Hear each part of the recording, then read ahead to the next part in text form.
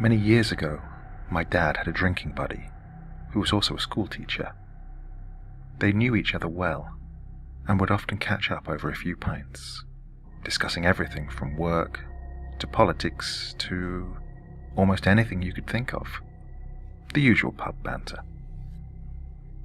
One night, one specific conversation they had together always stuck in my dad's mind. It was a quiet midweek evening, and their local was quite empty, with just a few of the regulars propping up the bar. As they sat there, the conversation ebbed and flowed between the drinkers and the staff, eventually landing on the topic of ghosts. More specifically, did they exist?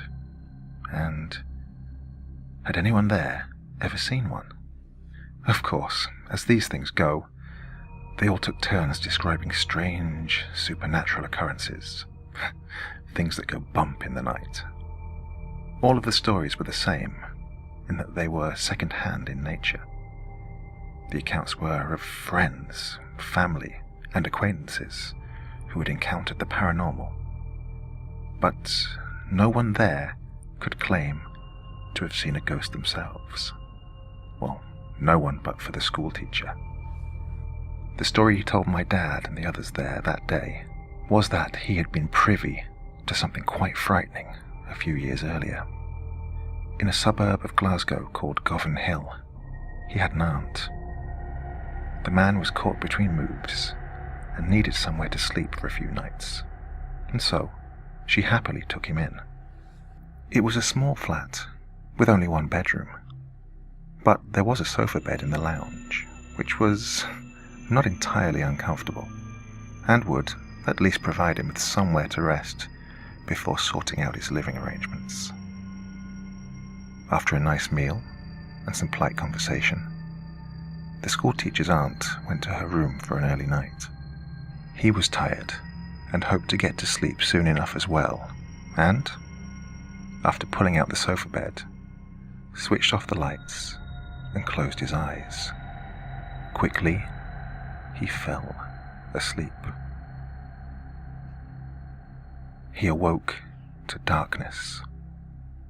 It was still the middle of the night, and he wondered why he had stirred, considering he was usually a heavy sleeper and rarely woke before the morning. Then he heard it. A noise. There was definitely something in the room with him.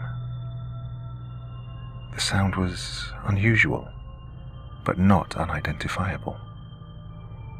It was not unlike someone breathing, quickly followed by a sharp inhalation, which the schoolteacher could only describe as a sniffing sound. Readying himself to get out of bed, turn on the light, and see what was causing the unusual noise, his eyes now adapted to the pitch black. While no details could be seen, the breathing and sniffing noises began to edge closer to him. He was now convinced that there was something unwelcome in the room with him, and by the shuffling noise which now accompanied it, he was certain it was substantial. Of course, he was panicked. Part of him wanted to rush into his aunt's room and barricade the door. Another part preferred to stay still and not disturb whoever was there. Perhaps they had a knife. The thought of some burglar stumbling around in the dark with a blade only made him more apprehensive. He decided that he would lay there quietly and bide his time. Maybe the housebreaker would just take something and leave without altercation. But then, what of his aunt? Had she been hurt? Then, a warm, moist breath blew across his face as someone leaned over him. Trembling, he reached out his hand instinctively, touching something cold and damp hovering only inches away. He knocked over a table as he made his way to the door, tripping clumsily and landing on the floor with a painful thud. The schoolteacher's aunt found him in the hallway, dazed, yelling for her to get out of the flat.